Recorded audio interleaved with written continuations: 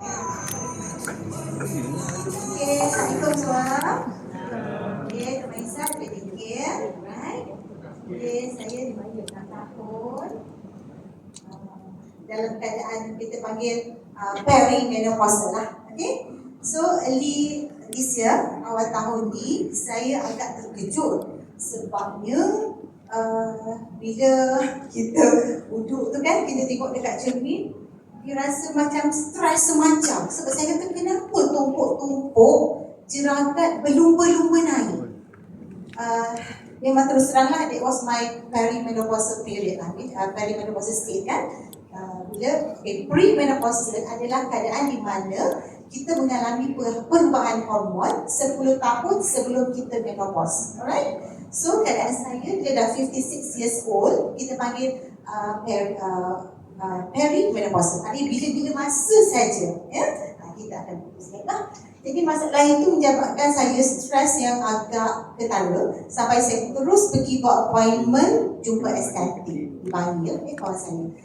Dah lama juga saya tak pergi sebenarnya sebab saya rasa macam okey, tak ada apa-apa, tiba-tiba bila keadaan macam tu jadi stres lah. Okey, so masa bila nampak banyak sangat jeragat timbul, saya perasan kulit sangat kering dan sangat nipis, agak merah-merah. Bila saya suka visual, so bila saya kena matahari, jadi terlalu merah dan lagi nampaklah jeragat tu. Ya? Okay. Dan saya juga pernah membuat pico laser. That was 2 years ago.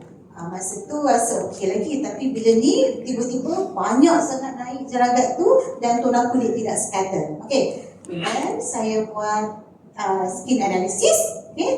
Kalau anda nampak, the first diagram ni, saya punya hydration tu merah sangat. Nampak ni? 1, 2, 3, semua merah menyala. Negatif 25% hydration. Alright? So masa tu, the estetik cadangkan saya untuk cucuk collagen lah. Okay, and that was the cost was about 2,000 for one cucuk. And I kena buat 3 bulan. Kan? Okay, so I kata masa tu I dengar ada something yang BE nak launch. Jadi I kata okay, tak apa, kita withhold, I nak cuci muka dulu. Okay, so Alhamdulillah collagen plus sampai tepat pada waktu yang I perlukan. Alhamdulillah. So dalam masa 2 minggu saya makan 2 pagi dan 2 malam.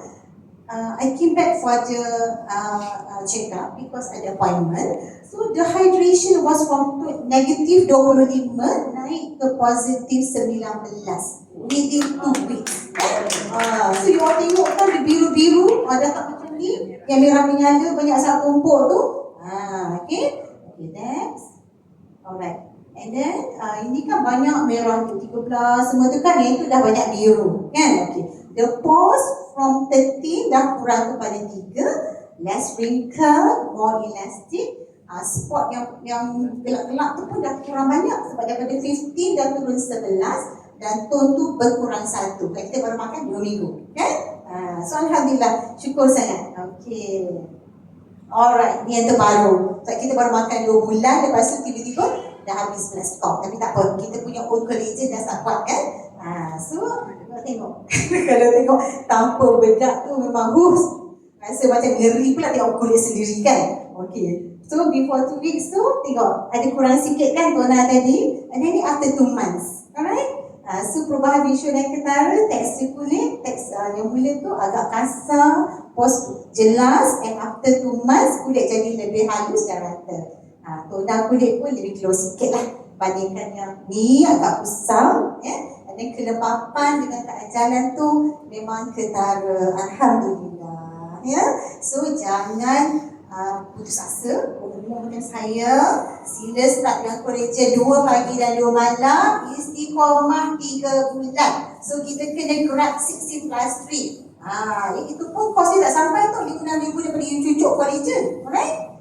Okay, terbaik. Dan manfaat yang lain, I punya joint pun banyak berkurang. And then macam tadi tu, lawas pun tersangatlah hebatnya. Everyday boleh membuat tanpa masalah. Okay? Alright. Terima kasih.